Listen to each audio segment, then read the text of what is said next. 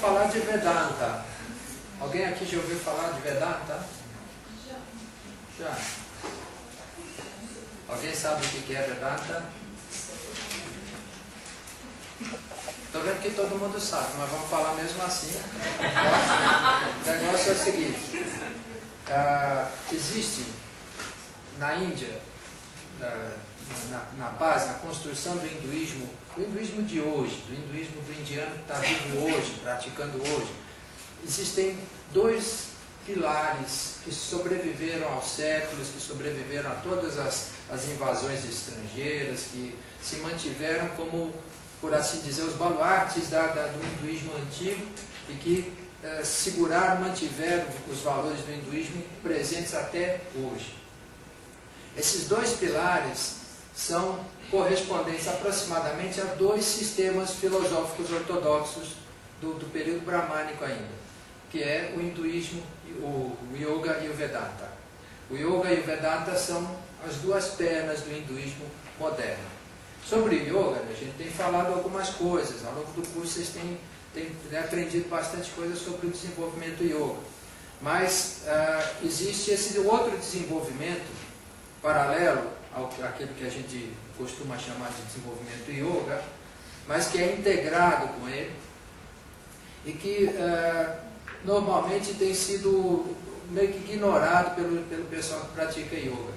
Então o Vedanta, ele deu a base, vamos chamar de religiosa, do indiano de hoje. O indiano de hoje segue a sua religião pelos princípios do Vedanta.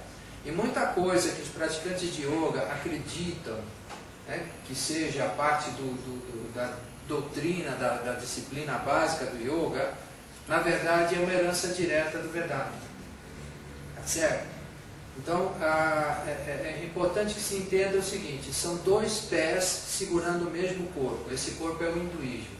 Então, hoje nós vamos estudar esse um dos pés, né? Esse pezinho que se chama Vedanta.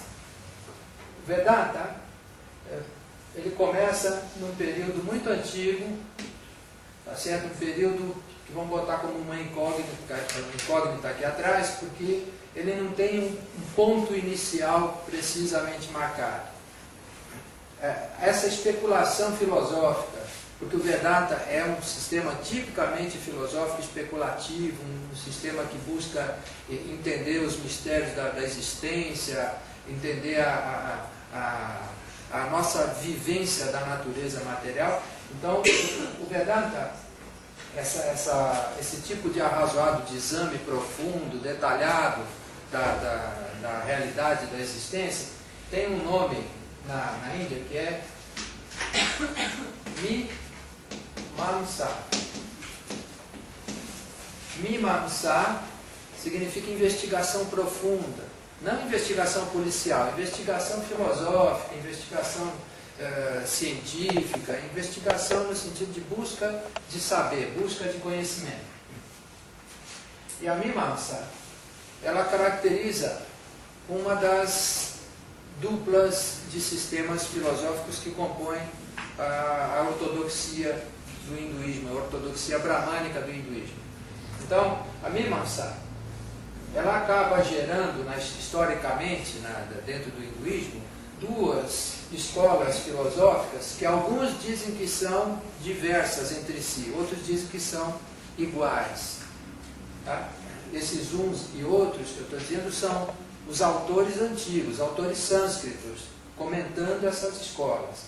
Uma delas é chamada de Karma Mimamsa e a outra é conhecida normalmente como Jnana ou simplesmente Jnana Mimamsa ou simplesmente Brahma Mimamsa. E a Karma Mimamsa é uma escola mais antiga, é uma escola anterior, e que, portanto, é chamada de Purva Mimamsa. Purva significa anterior, mais antigo. E a Brahma Mimamsa, mais conhecida como Vedanta, embora as duas possam ser consideradas Vedanta. A Brahma Mimamsa ela é chamada também de Uttara Mimamsa. Uttara significa posterior. Então, Purva, anterior, Uttara, posterior. Então, Uttara posterior por quê? Porque ela ganhou forma final, ela ganhou sua forma definitiva com o trabalho de um Acharya chamado Shankara, que ele viveu no finalzinho do século VIII. Ele teria nascido em 788 e morreu em 820. Ele viveu 32 anos, segundo a tradição indiana, e produziu uma infinidade de obras. Então, Shankaracharya, ele foi o que sistematizou finalmente a Brahma Mimamsa num formato que é conhecido como Vedanta, como Uttara Mimamsa. Então, nós estamos falando de uma escola, de uma linha de investigação chamada Mimamsa, que tem essas duas vertentes, mas que é por si só muito antiga. Então, os temas tratados por essas escolas têm suas raízes na literatura dos Vedas. E o assunto deles é o assunto dos Vedas. E qual é o assunto dos Vedas? Qual é o assunto do Rig Veda, do Sama Veda, do Yajur Veda? O assunto desses Vedas é o ritual, essencialmente o ritual. Karma. Karma é a ação ritual. Então, o objetivo dessa discussão era justamente compreender e desenvolver as questões relacionadas ao ritual, a prática do ritual, conhecimento do ritual, os resultados do ritual. Então, eram linhagens ritualísticas, no sentido que faziam a investigação em cima de um fato considerado básico para se entender a utilidade do próprio pensamento. O pensamento, a inteligência humana, servia para entender o que o ser humano precisava fazer para manter a ordem cósmica. Ou seja, o que o ser humano precisa fazer no ritual, nessa versão, nessa concepção antiga. Certo? É bem diferente do pensamento da linhagem do Yoga, que compõe uma dupla, assim como a gente tem Karma e Brahma Mimamsa aqui. Nós temos uma outra dupla, que é o Sankhya e o Yoga, que fazem parte de um outro grupo de darshanas, de sistemas filosóficos ortodoxos também, mas que trabalham em cima de uma outra abordagem, que não está preocupada com a especulação védica, não está preocupada com o conteúdo dos Vedas e a estrutura do ritual, mas está preocupada sim com a descoberta da capacidade humana de perceber a natureza e, através da percepção, por assim dizer, recriar a natureza e dessa maneira transformar o mundo a partir de si. Enquanto que a transformação do mundo aqui é a partir de Brahma, esse conceito de Brahma. Então, se a gente quer entender o sistema do Vedanta, nós temos primeiramente que esquecer boa parte do que se ensinou sobre Vedanta no Ocidente. Tá? O que se ensina sobre Vedanta no Ocidente quase sempre é o Jnana Yoga do Vivekananda. Então, quase todo mundo vai cair nesse trilho do Jnana Yoga do Vivekananda. Porque o sistema do Vedanta ficou meio que perdido na história da Índia, na história mais recente da Índia, entre os séculos XII, XIII até o século XIX, ficou meio perdido na turbulência das invasões, invasão islâmica, depois a invasão mogul, depois a invasão europeia, né, o domínio britânico. Então, dentro desse caldeirão que se formou, esse turbilhão de ideias que foram invadindo a Índia, o sistema do Vedanta, que é um sistema delicado, de um equilíbrio delicado que exige uma paz de espírito, um foco muito intensamente concentrado do pensador, do investigador, ele ficou um tanto prejudicado, porque poucas pessoas tinham a disposição necessária para praticar o Vedanta. Então, ele foi basicamente no final do século XIX, na segunda metade do século XIX, ressuscitado por Ramakrishna, que era meio maluco, né? Um sujeito que atirava para todo lado e acertava todas, né? O Ramakrishna e um discípulo dele, Vivekananda, que foi quem empacotou, embrulhou o Vedanta para presente e entregou para o Ocidente.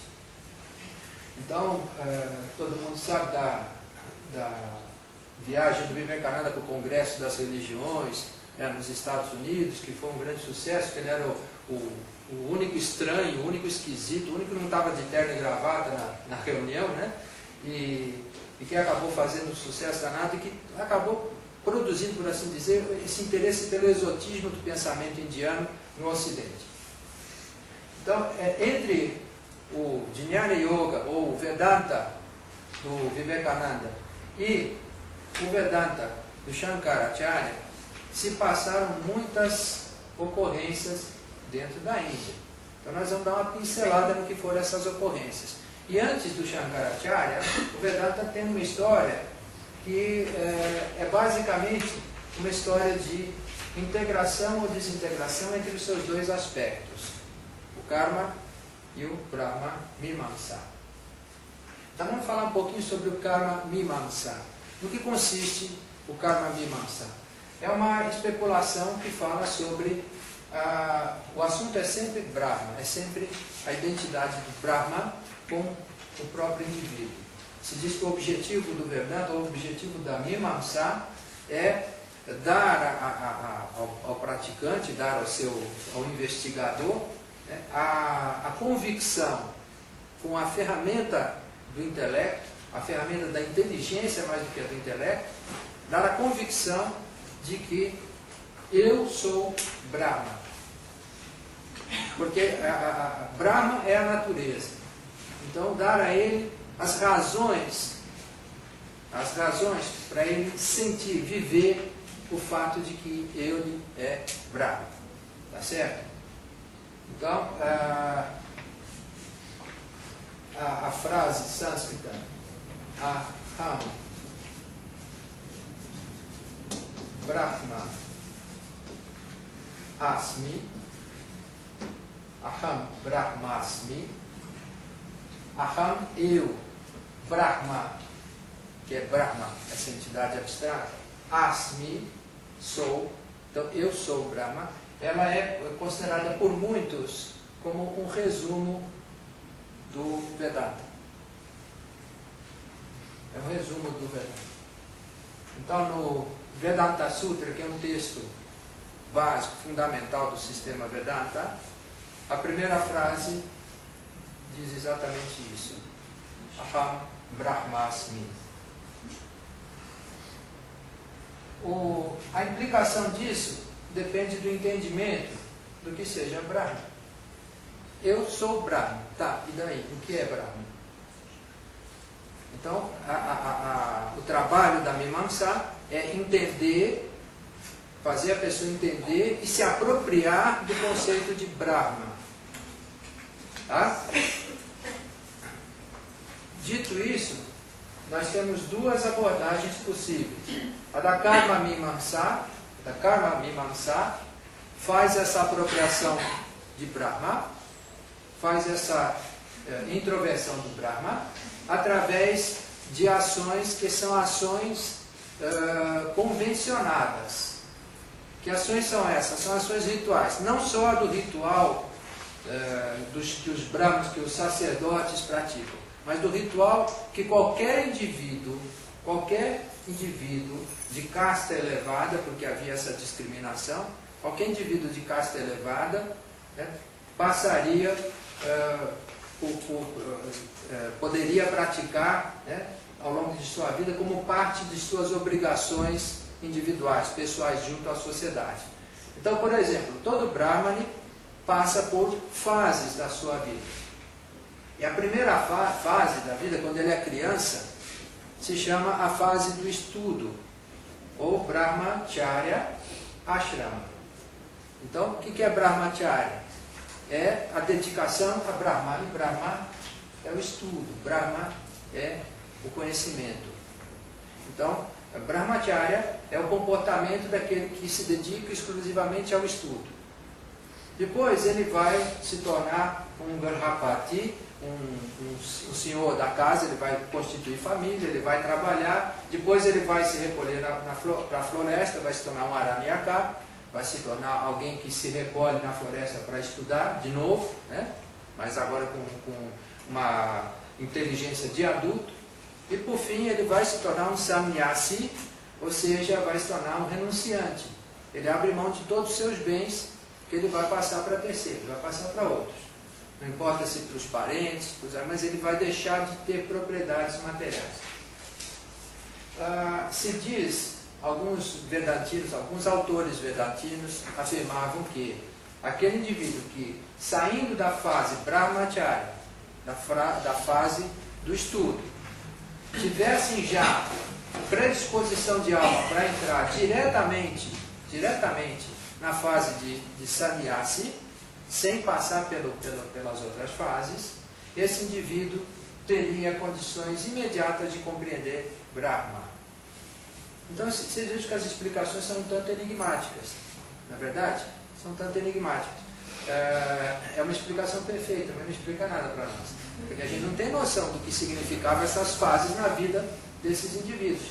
Porque hoje, o Brahmane de hoje, não se retira na floresta. É certo? Ele não vai para um lugareiro, com raras exceções, ou seja, há poucas famílias na Índia hoje que seguem esses ashramas, que era uma tradição da antiguidade. Tá certo? Porque na antiguidade, junto da aldeia, tinha sempre uma floresta. Hoje, um Brahmane que vive em Bombay, em Benares, né, em Nova Delhi, como é que ele vai se retirar para a floresta? Que floresta? Né? Então, há uma realidade inquestionável. É difícil hoje o indivíduo seguir a tradição literalmente. Tá certo? Então, vamos entender do que se trata esse karma, mas lembrando que nós estamos tratando de um período em que havia essas fases da vida. Então, o que é o karma nesse caso? Que é a ação ritual, fora do ritual propriamente do sacrifício de fogo, do sacrifício brahmânico, do sacrifício de animais, ou seja lá o que for. Nós estamos falando de uma ação ritual que é, por exemplo, essas ações às quais ele tinha que se dedicar durante a sua vida. Por exemplo, enquanto ele era um estudante, ele tinha a obrigação de estudar os Vedas. Isso é um ato ritual. Quando ele se torna um pai de família, ele tem a obrigação de fazer filhos. Isso como um ritual. Ao constituir uma vida econômica, uma atividade econômica, ele tem a obrigação de dar esmolas. Isso é um ritual. Tá certo? Então, ele tem esses deveres, que são quase sacramentos para atestar que ele está seguindo aquele karma, aquela prática ritual que vai levá-lo necessariamente ao entendimento de Brahma. Então, isso nos dá uma primeira noção, uma primeira referência do Vedanta como um Vedanta essencialmente de práticas convencionais. Então, se eu seguir o roteiro, se eu seguir o roteirinho de práticas, se eu começar estudando os Vedas, depois montar minha família, aquela história que o ocidental fala, né? Fazer um filho, plantar uma árvore, escrever um livro. Então, a gente tem os nossos rituais também, não é verdade?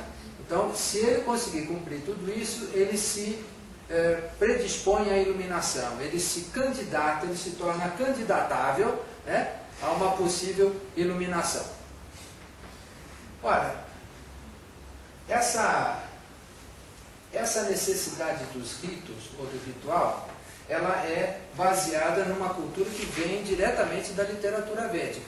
Então ela depende, essa investigação depende de um estudo, de um entendimento do que são essas ações rituais dentro dos textos védicos. Tá certo? Dentro dos textos védicos. Então, o fato dela receber o nome de Vedanta é porque é uma especulação que é, vamos dizer assim, a última análise, o último exame dos Vedas. Por isso, Veda, Antaha é o limite, certo? A fronteira. Então, é o que fica no limite, na fronteira dos Vedas. Mas tem uma literatura que recebeu esse mesmo nome. Que literatura foi essa? Os Upanishads, Certo? As Upanishadas são chamadas coletivamente de Vedanta e são tomadas pelos Mimamsakas como uma das literaturas de sustentação dos seus estudos. Então eles usam as Brahmanas, que são livros que tratam do ritual, que tratam essencialmente da prática ritual védica, mas usam as Upanishadas, que tem uma diferença em relação às Brahmanas. As Upanishadas são textos filosóficos, tratam dos temas védicos desvinculados do ritual. Então, elas são também a fronteira final dos Vedas, mas desvinculadas do ritual. Elas servem como referência para a Mimamsa, mas elas não são exatamente a Mimamsa.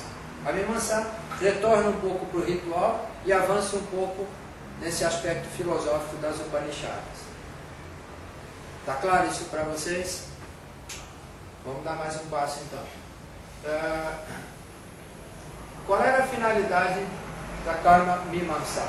Então, investigar e permitir a compreensão desses atos que levam o indivíduo ao conhecimento final.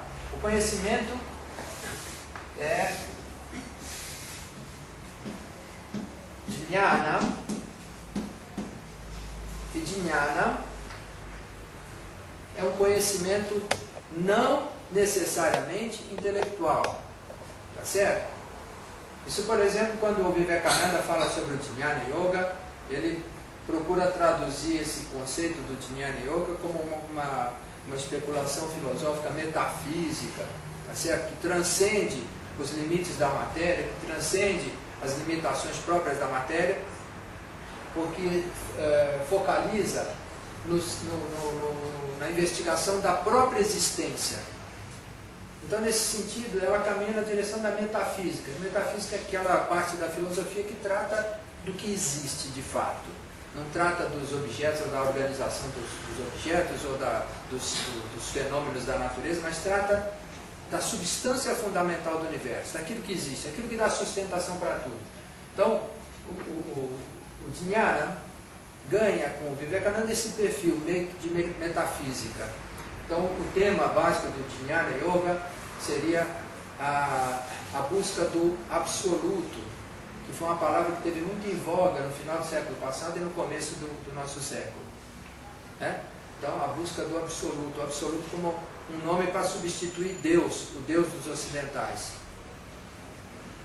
O Jnana, na verdade, ele tem uma ideia mais precisa, que é a ideia da vivência, o conhecimento que se obtém pela vivência, ou seja, experiência. Então, karma Jnana, o karma que vai levar ao Jnana, é a ação que vai levar à experiência, vai levar ao desfrute de resultados dessas ações que são experiências, que vão acrescentar na pessoa a capacidade do insight. Essa é a ideia básica do Jnana. Então, são suportes para o insight. O que é um insight?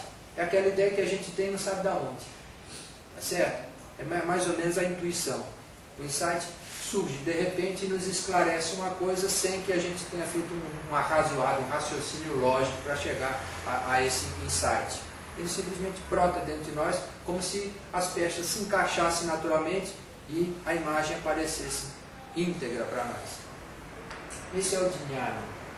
Certo? Esse é o Jnana. Então, aquele que tem a capacidade de experimentar, é o Jnata, é o experimentador, é o conhecedor, é aquele que tem uma capacidade chamada Buddhi,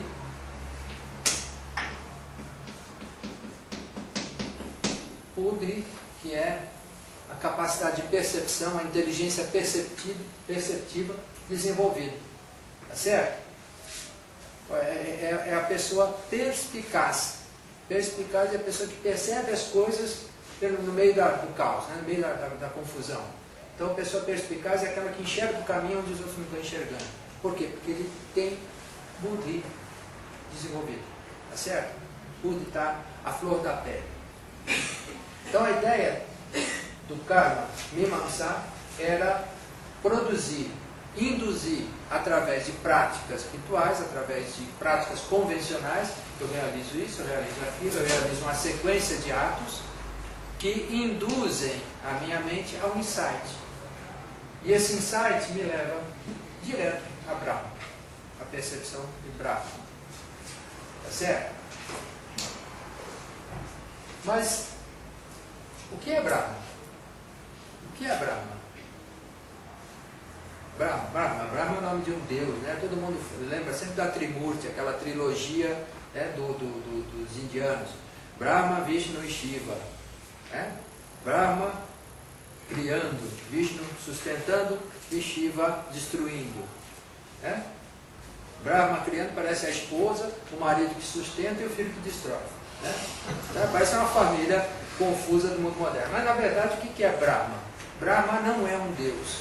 O Brahma enquanto deus é um artifício literário.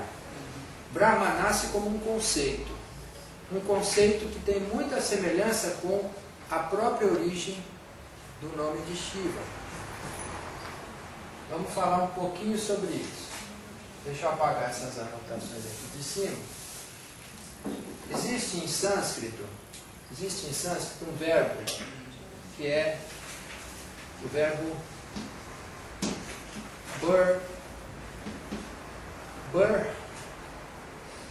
alguém consegue ler aqui direitinho? Né? Ou burn, né? Ou burn. Tá? Esse verbo tem um significado, tem uma tradução. Todo verbo tem uma tradução.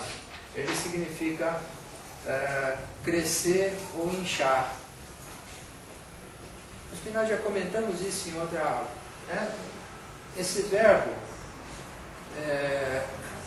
dá a ideia de alguma coisa que cresce, ou seja, é um ato de crescer, de ocupar espaço, ganhar tamanho, tornar-se maior, mais pesado. Existe uma palavra derivada desse verbo. Existem várias palavras derivadas desse verbo, mas existem duas que são importantes. Uma delas, nós já falamos aqui, Brahma. Brahma é o crescimento. Brahma é aquele que está em processo de crescimento. É o ato de crescer em si. Isso é Brahma. E existe outra palavra, que é Burhat. Burhat significa grande, crescido. Tá certo? Então, Brahma é o fermento e Burhat é o bolo pronto. Tá certo? Ou seja, Brahma traz em si, a palavra Brahma traz em si a ideia de alguma coisa que cresce. Cresce onde? Brahma é descrito em todas as Upanishadas que fazem referência a ele. Brahma é descrito dentro do coração. O território do coração é a cidade de Brahma. Brahma tem o tamanho de um polegar. Ele é pequenininho, mas ele cresce. O nome dele diz que ele cresce. E de que tamanho que ele fica? Do tamanho de um polegar. Mas um polegar tão grande que abarca o universo inteiro. Imagina o resto da mão, né? Então, Brahma traz em si a ideia de algo que cresce no coração. A palavra em si, Brahma, masculino, ela designava o sacerdote, um dos sacerdotes que acompanhava o sacrifício do fogo. Virou o nome de uma casta, que como todas as castas do período védico, né, como todas as castas nobres do período védico, tinham atividades ou comerciais ou agropastoris. No caso, essa casta tinha atividade pastoril. Eles eram criadores de gado, mas mais especificamente eram pecuaristas. Não no sentido moderno, no sentido antigo, cuidavam de gado. Então, o conceito de crescimento era um conceito muito importante, a engorda do gado, o boi gordo, certo? A vaca gorda. Hoje é ofensa, né? Fala vaca gorda, parece que está ofendendo alguém. A vaca gorda era uma coisa bonita, certo? Ainda é, na Índia é considerado, né, uma coisa elegante, uma coisa bonita. O indiano, de uma maneira geral, é muito magrinho, tá certo? Parece piada, né? O indiano é muito magrinho, então os brahmanes quase sempre são barrigudos, são gordos. As mulheres brahmanes tendem a ser gorduchas, e eles dão um valor danado para isso, eles acham importante ser redondinho. Está implícito no conceito de Brahma. Brahma também é cultura física, tá vendo? Ora, a ideia de crescimento, dentro da Mimamsa, está implícita nessa vertente da Mimamsa, da especulação investigativa, que é a ideia do crescimento no coração de quê? De uma ideia, de um conceito. Vamos fazer uma pequena reflexão. Entre nós aqui. Se eu perguntar para vocês, não precisa responder, só vou perguntar: quem é a pessoa mais importante para cada um de vocês? Agora eu vou perguntar, só pedir para levantar a mão quem acha que é o Papa.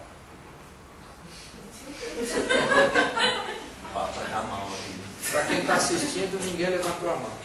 Quem acha que é o presidente da República? Tá? Isso aqui não é campanha política, mas ninguém também levantou a mão.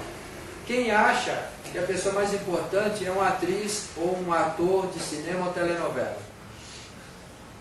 Um cantor? Um grupo de música? Mas garanto que várias pessoas vão levantar a mão se eu perguntar quem acha que é o pai, ou a mãe, ou a vovozinha, aquela vovozinha bem fofinha, né? Ou o filho, ou o esposo, a esposa. Porque essa é a ideia de grandeza que existe dentro de nós. A medida da grandeza de uma pessoa está no coração da outra. Certo? Existe um poeta português que a gente conhece bem aqui, o Fernando Pessoa. Fernando Pessoa, numa das poesias dele, ele está comentando a construção dos edifícios em Portugal, em Lisboa. E ele está meio incomodado com aquilo, porque atrapalha a visão dele. Ele era baixinho, né? Já é difícil para o baixinho enxergar através da multidão, ainda mais se atrás da multidão tem os prédios. E ele reclama dizendo: porque não sou do tamanho da minha altura, eu sou do tamanho do que os meus olhos enxergam. E por trás disso existe uma ideia muito próxima dessa grandeza que o conceito de Brahma está evocando. Mais do que o que os olhos enxergam, o que o coração sente é o que torna as coisas grandes. Então, um objeto do qual a gente gosta, ele cresce diante dos nossos olhos. Né? O objeto cresce diante dos nossos olhos. Uma pessoa de quem a gente gosta cresce diante dos nossos olhos. Se destaca na multidão. Tá certo? O jovem apaixonado vê a sua amada em qualquer lugar. Ainda que seja uma multidão de 10.000 pessoas, ele consegue enxergar só ela. Por quê? Porque ela cresce diante dos seus olhos. Ela se destaca na multidão. Tá certo? Então nós temos aí a ideia do crescimento. Alguma coisa tem que ser importante. Alguma coisa precisa ser importante. Tá certo? Alguma coisa precisa crescer dentro de nós. Que coisa é essa? Que vai estar representada pelo Brahma. Aí a gente vai entender aquela frase inicial, uma frase de Jaime. Essa frase diz: Aham Brahma Asmi. Eu sou Brahma. Então o que precisa crescer dentro de mim? Onde que eu preciso jogar o fermento? Em mim mesmo. Tá certo? Eu preciso fazer com que eu não seja um assassino de mim mesmo, mas seja, sim, o criador, o pastor de mim mesmo. Eu preciso engordar a mim mesmo, fortalecer a minha natureza, porque eu nasci com essa natureza e eu só vou crescer com essa natureza que eu tenho, com essa estrutura que eu tenho. Então, a ideia do crescimento é um crescimento do indivíduo, e esse crescimento do indivíduo, ele pode ser produzido através de uma projeção em outros, ou através da percepção de si mesmo, que é a proposta da Vedanta. Então é mergulhar em si mesmo, mergulhar em si mesmo e se fazer crescer até que sejamos infinitos, até que nós nos tornemos Brahma. A especulação do Vedanta, ela aproveita da Bhagavad Gita. A Bhagavad Gita é uma das pernas do Vedanta. O Vedanta tira um dos seus suportes das Upanishads. O outro dos seus suportes, o Vedanta tira da Bhagavad Gita. Existe um terceiro suporte, que é Brahma Sutra. É um texto como os Yoga Sutras, né? É um texto que apresenta o conceito de Brahma de uma forma sistematizada. Então, na Bhagavad Gita, por exemplo, o Vedanta tira o tema de um dos capítulos, que é um capítulo que se intitula o capítulo do campo e do conhecedor do campo. Kshetra e Kshetrajña. Ou seja, Kshetra é o campo, Kshetrajña é aquele que conhece ou aquele que vive o campo. E logo na primeira frase desse capítulo, Krishna diz assim: o campo é o corpo. Já tirou a mágica toda da imagem. A metáfora vai para o chão nesse momento. Quer dizer, ele não quer ficar metaforizando, não. O negócio é ser explícito. O campo é o corpo. E o conhecedor do campo é aquele que vive no corpo, é o Atma. E ele diz: eu sou o conhecedor de todos os campos. Ele é o Atma, que é Brahma, que é o Paramatma, é aquele que está além de tudo, além de todos e dentro de todos. Ele é o eu que cresceu tanto que se tornou todo mundo. Esse é o ponto de intersecção do Vedanta com o Yoga. Nesse ponto os dois são idênticos. O sistema do Yoga propõe exatamente a mesma coisa, só que com uma outra metodologia. O que o Yoga propõe? Propõe a descoberta de si mesmo, por um outro caminho. Tá certo? O caminho do Vedanta é através da Mimamsa, é através do Vichara. Vichara é a especulação filosófica. Então ele propõe, pelo Vichara, se alcançar esse entendimento de quem sou eu. Tá certo? Então, quem sou eu? Eu preciso responder essa pergunta. Ko-smi. Né? Ko-asmi. Quem sou eu? E se essa pergunta puder ser respondida de uma forma filosófica, eu estou praticando o Vedanta. É essencialmente isso. Agora, o Yoga faz isso de uma outra maneira. Pratica isso de uma outra maneira. Ele também vai se perguntar quem sou eu? Não, ele não vai perguntar quem sou eu. Ele vai perguntar qual é a maneira mais autêntica de eu ser eu. Então ele quer saber como fazer, como realizar o eu. O yoga é essencialmente uma doutrina de realização. Tá certo? Sem o realizar, sem o criar, o yoga não faz sentido. O yoga é essencialmente uma realização de si mesmo, uma colocação de si mesmo na prática. Para o Vedantino, se ele enxergar o eu e for capaz de alcançar com esse eu a totalidade do universo, ele se dá por satisfeito. Ele sente Ananda. Para o yogi, se ele alcançar o eu, mas não for capaz de colocar esse eu em prática, não for capaz de fazer esse eu pegar no breu, né? Ele não está satisfeito.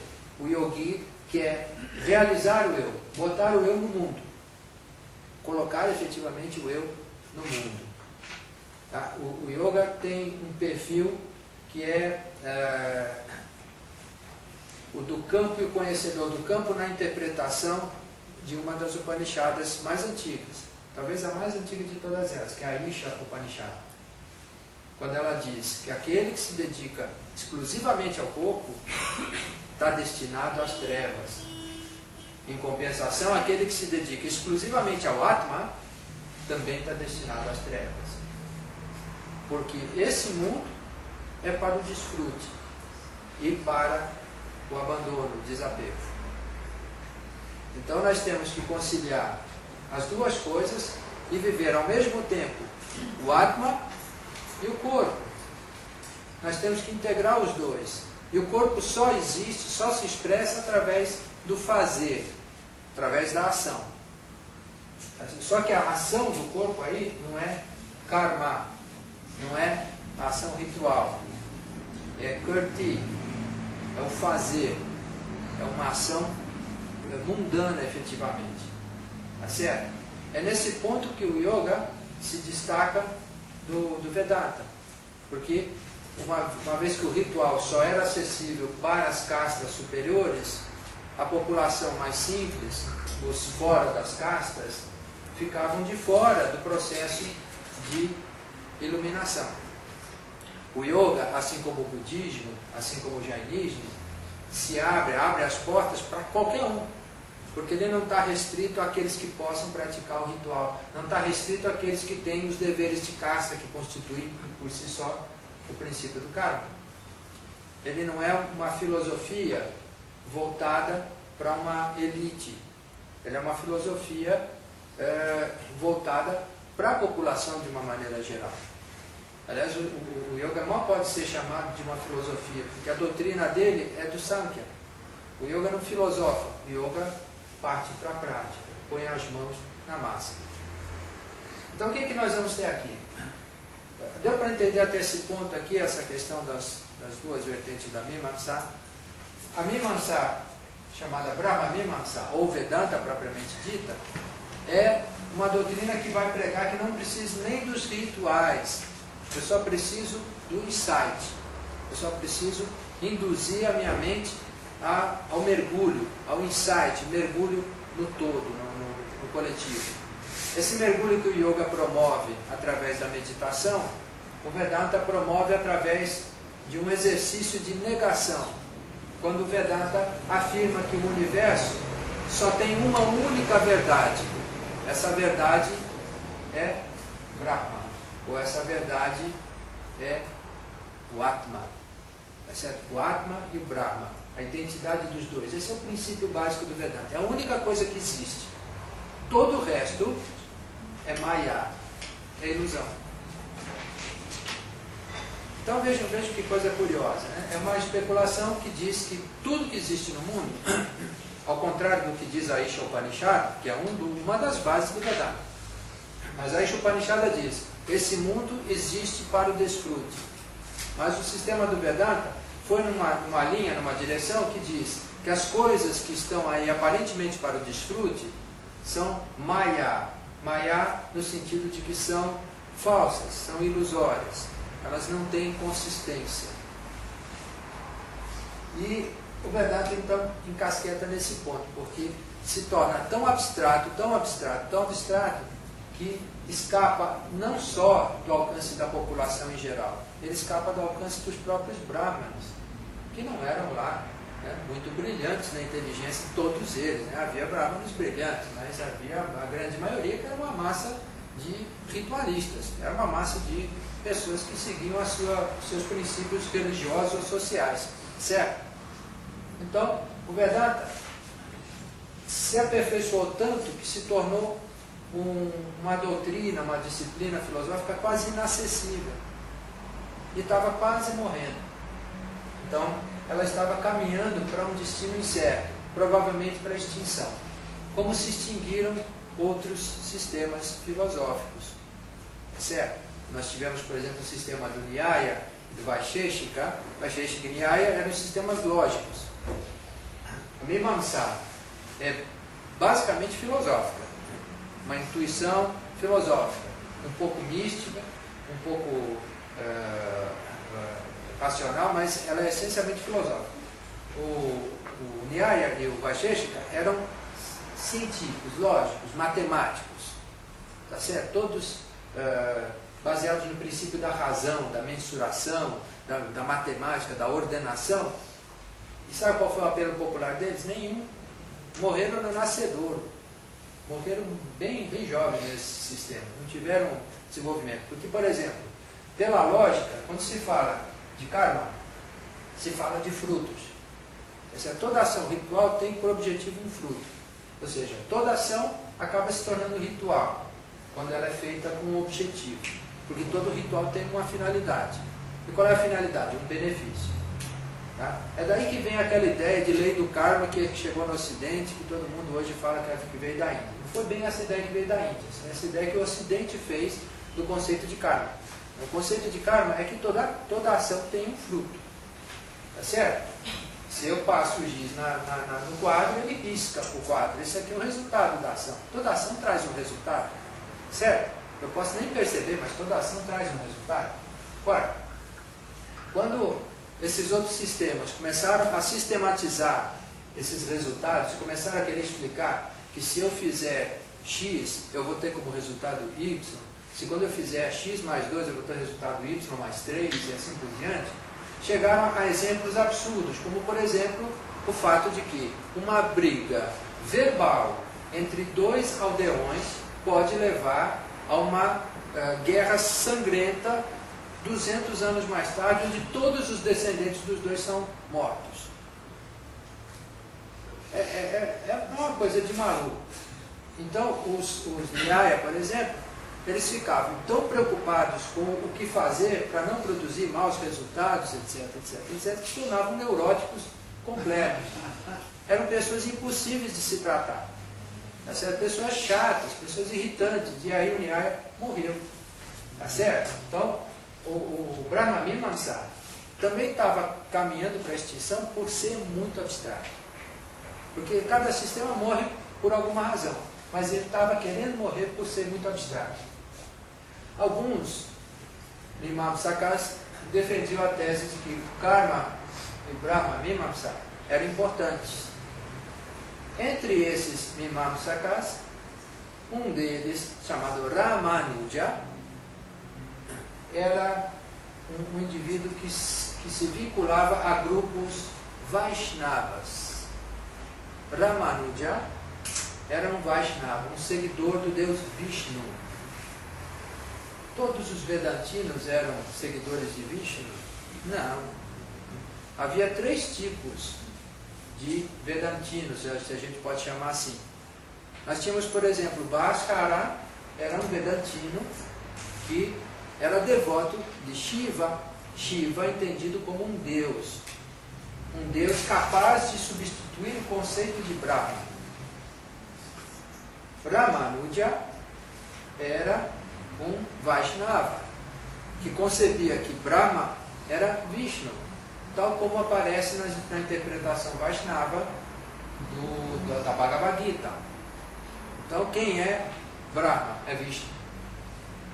Ah, não, mas ali a Bhagavad Gita diz que é Krishna, mas Krishna é uma avatar de Vishnu, então é Vishnu. Tá certo? Na verdade, nem era Vishnu propriamente nesse primeiro momento, mas vinha do sul da Índia o movimento do Narayana.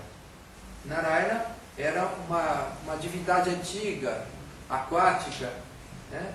Que era da região de Maharashtra, Tamil Nadu, era mais para o sul, naquela área ao sul da Índia. E que se gruda na ideia do Deus Vishnu, que é o nome sânscrito que vai se associar com ele, e também se gruda no Vedanta.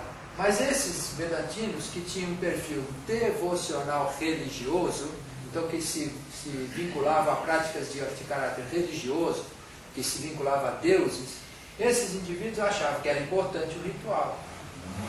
Então eles concordavam com a Brahma Mimamsa, desde que não se considerasse dispensável o ritual.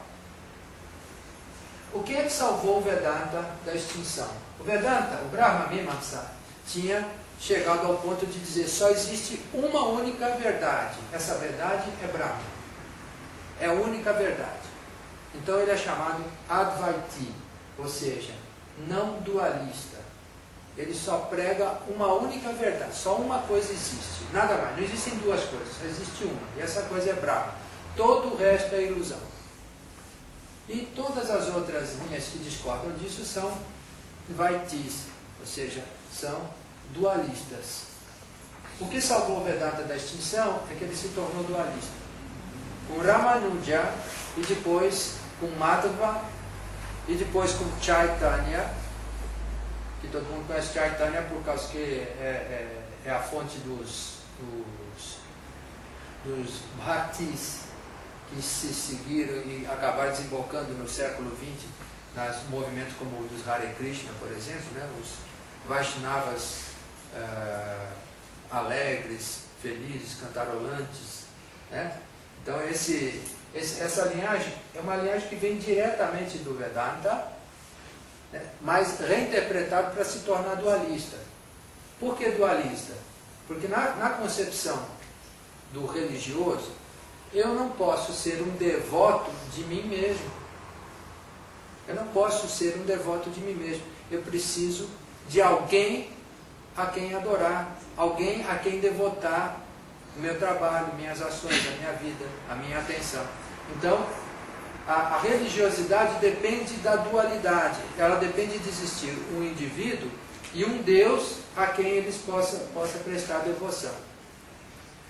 Para um religioso é uma heresia dizer Deus está dentro de mim, então eu não preciso de uma imagem externa, eu não preciso de uma religião, eu não preciso de um sacerdote, eu não preciso de nada.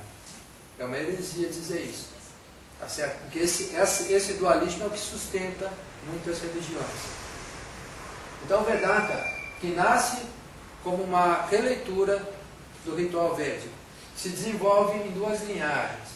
O Purva-mimamsa, que primeiro tratava basicamente do ritual, e o Uttara-mimamsa, que avança no filosófico e trata do insight puro e simples da presença, da existência de Brahma, e que depois começa a enfraquecer, porque não tem apelo popular, e só vai se fortalecer na mão dos religiosos, especificamente os religiosos Vaishnavas. Mas e os religiosos de linha Shivaita ou Shaiva? Esses religiosos dessa outra linha não evoluíram com o Vedanta? Evoluíram, constituíram seitas que existem até hoje, algumas seitas vedantinas que falam do Maheshvara, né, como ou de Sadashiva, como ser supremo, como Deus supremo, e que são vedantinos, efetivamente são vedantinos, seguem a estrutura do Vedanta, procuram a leitura dos Vedas, o estudo dos Vedas. Então, esses indivíduos continuam, existem até hoje. Mas nós vamos agora montar, aqui, essa é uma parte do esqueleto, vamos montar o outro esqueleto e entender o hinduísmo moderno no conjunto. Tá? Posso apagar aqui? Alguma dúvida até esse momento? Eu tenho uma dúvida. Fala. Você comentou sobre o dualismo. Certo. Por acaso, esse dualismo não levaria ao desequilíbrio? Que desequilíbrio? O dualismo levaria ao desequilíbrio, tá? Porque é a mesma coisa, se você procurar só a felicidade, se procurar só a felicidade, vai ter a tristeza. Se tem um lado, vai ter o outro. E eu lembro que uma vez você comentou que o yoga procura Ananda. Ananda é uma coisa só, né? O yoga afirma que não existe nem preto nem branco, nem sombra nem luz, nem sim nem não, muito pelo contrário. Então vamos caminhar no caminho do meio, caminho do equilíbrio. Tá? Isso pressupõe uma dualidade. Se eu estou achando o caminho entre os dois opostos, eu estou dizendo que existem dois opostos. Tá certo? Então ele não provoca necessariamente desequilíbrio. É a sua relação com a dualidade que pode provocar o desequilíbrio.